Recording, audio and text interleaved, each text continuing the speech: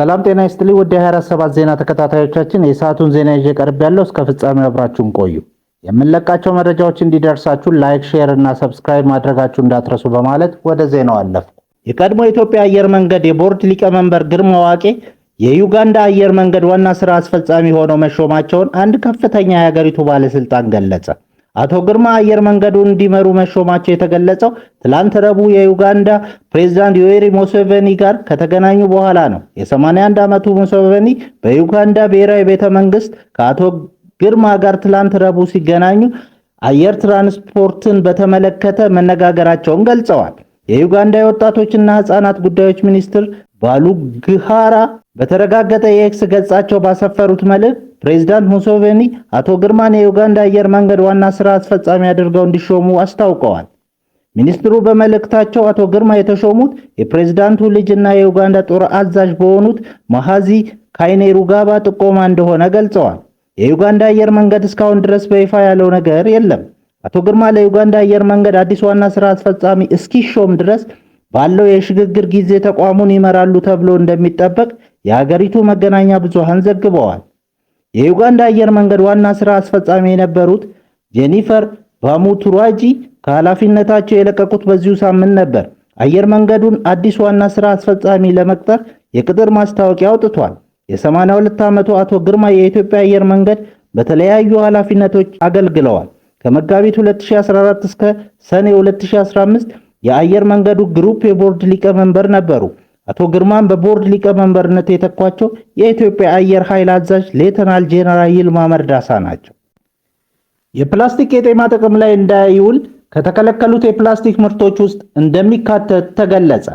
በሀገሪቱ የተገበረው ባለው የፕላስቲክ አጠቃቀም ክልከላ መሰረት የፕላስቲክ የጤና ማምረትና መሸጥ የተከለከለ መሆኑን የአዲስ አበባ ከተማ የአካባቢ ከተማ ባለስልጣን አስታውቋል።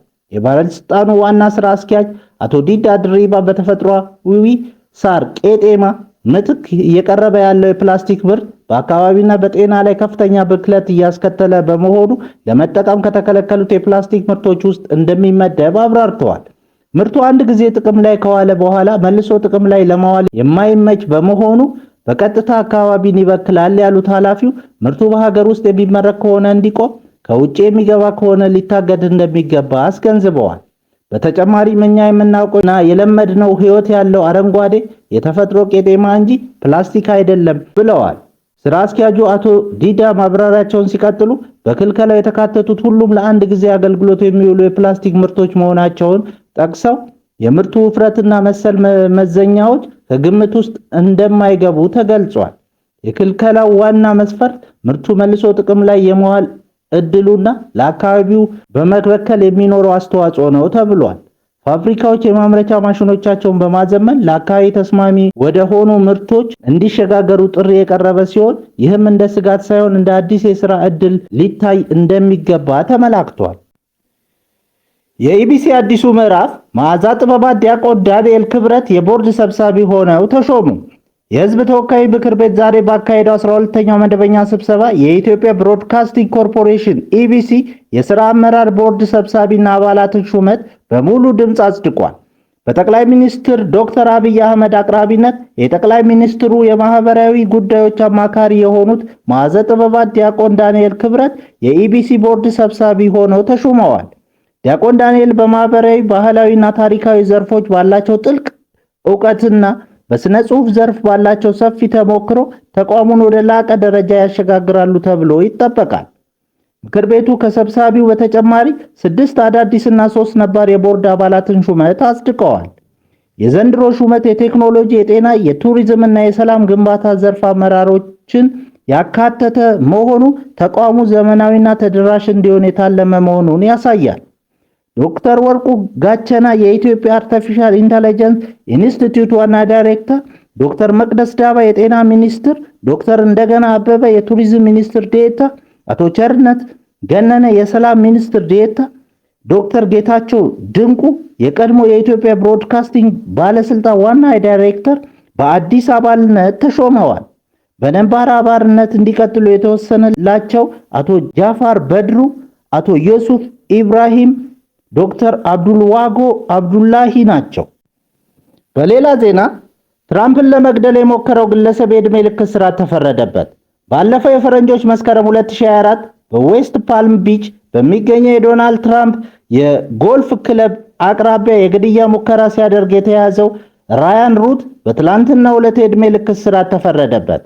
ዳኛ አይሊን ካኖን ግለሰቡን የዕድሜ ልክ እስራት እንዲሁም ለተጨማሪ የጦር መሳሪያ ጥሰቶች 7 ዓመት እንዲታሰር ወስነዋል። ሩት በፕሬዝዳንት እጩ ላይ የግድያ ሙከራ ማድረግን ጨምሮ በ5 ከባድ የወንጀል ክሶች ጥፋተኛ ተብሏል። ዳኛው ውሳኔውን ሲያስተላልፉ የግድያ ዕቅድህ የታሰበበትና ክፉ ነበር ሲሉ ገልጸውታል። ሩት በችሎቱ ላይ ረጅም ንግግር ቢያደርግም በድርጊቱ ጸጸት እንደሌለው ተገልጿል። ይህ የግድያ ሙከራ የተከናወነው ዶናልድ ትራምፕ ለሁለተኛ ጊዜ ለፕሬዝዳንትነት እየተወዳደሩ በነበረበት ወቅት እንደነበር ይታወሳል። በጀርመን የባቡር ትኬት አሳላፊው በጭካኔ ተገደለ። አባቱም በድንጋጤ ሕይወታቸው አለፈ። በጀርመን ባየርን ግዛት ውስጥ የሚገኘው የሙኒክ ከተማ ነዋሪዎች በአሰቃቂ ክስተት ድንጋጤ ውስጥ ወድቀዋል። የ36 ዓመቱ የባቡር ትኬት ተቆጣጣሪ ሰርካንሲ ስራውን እያከናወነ ባለበት ወቅት ትኬት በሌለው መንገደኛ ተደብድቦ መገደሉ ተሰምቷል። ሰርካንሲ በባቡር ውስጥ መደበኛ የትኬት ፍተሻ እያደረገ ባለበት ወቅት ትኬት ያልቆረጠ አንድ ግለሰብ ፍተሻውን በመቃወም ጥቃት ሰንዝሮበታል። በደረሰበት ከባድ ድብደባ ምክንያት ሰርካን ሕይወቱ ሊያልፍ ችሏል። ሟቹ በባልደረቦቹና በጓደኞቹ ዘንድ ተወዳጅ፣ ሰላማዊና ለስራው ታማኝ የነበረ የቤተሰብ መጋቢ ነበር። የልጃቸውን መገደል የሰሙት የሰርካን አባት በደረሰባቸው ከፍተኛ ድንጋጤ በልብ ድካም ተዝለፍልፈው ወድቀዋል።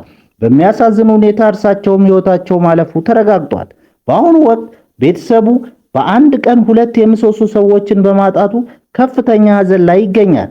እንደ ቢልድ ዘገባ ከሆነ የሰርካን ዘመዶች ሁኔታውን ሊታመን የማይችል እንደሆነባቸውና በላው ቤተሰብ በከፍተኛ የስነ ልቦና ስብራት ውስጥ እንዳሉ ገልጸዋል።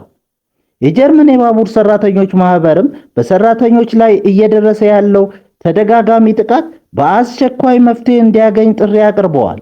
ፖሊስ ጥቃቱን ፈጽመዋል የተባለውን ግለሰብ በቁጥጥር ስር ያዋለ ሲሆን በግድያ ወንጀል ምርመራ እየተካሄደበት ይገኛል።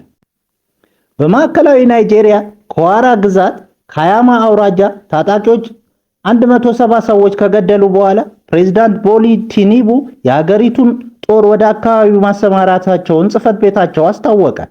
ባለፈው ማክሰኞ ወሮ በተባለ መንደር ላይ የተፈጸመው ጥቃት ከኒጀር በሚዋሰነው ግዛት በዚህ ዓመት ከተከሰቱ ሁሉ የከፋ እንደሆነ ሬውተርስ ዘግቧል።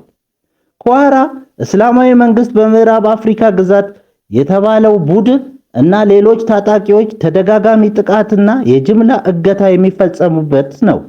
ፕሬዝዳንት ቲኑቡ ወደ አካባቢው የተሰማራው የናይጄሪያ ጦር ሰራዊት ክፍል ተጨማሪ ጥቃቶችን እንዳይፈጽሙ የመግታትና ራቅ ባሉ አካባቢዎች የሚኖሩ ማህበረሰቦችን የመጠበቅ ኃላፊነት እንዳለበት ገልጸዋል። ጥቃቱን የፈሪና አረመኔያዊ ሲሉ ያወገዙ ፕሬዝዳንት ታጣቂዎች አክራሪ የአገዛዝ ስርዓት ለመጫን የተደረጉ ሙከራዎች ውድቅ ያደረጉ ነዋሪዎች ላይ ያነጣጠረ እንደነበር ገልጸዋል። ከአካባቢው ተመርጠው የናይጄሪያ ምክር ቤት አባል የሆኑት ሰይዱ ባባ በጥቃቱ ወቅት 38 የመኖሪያ ቤቶች መውደማቸውን ለሮይተርስ ተናግረዋል። በሰሜናዊ ካትሲና ግዛት ባለፈው ማክሰኞ በተፈጸመ ሌላ ጥቃት 21 ሰዎች መገደላቸውን ሮይተርስ ዘግቧል። ታጣቂዎች ከቤት ወደ ቤት እየተዘዋወሩ ሰለቦቻቸውን በጥይት እንደገደሉ የአካባቢው ነዋሪዎችና ፖሊስ ገልጸዋል። ክቡራን አድማጮቻችን ለሰዓቱ ያልናቸውን ዜናዎች በዚህ እናበቃለን።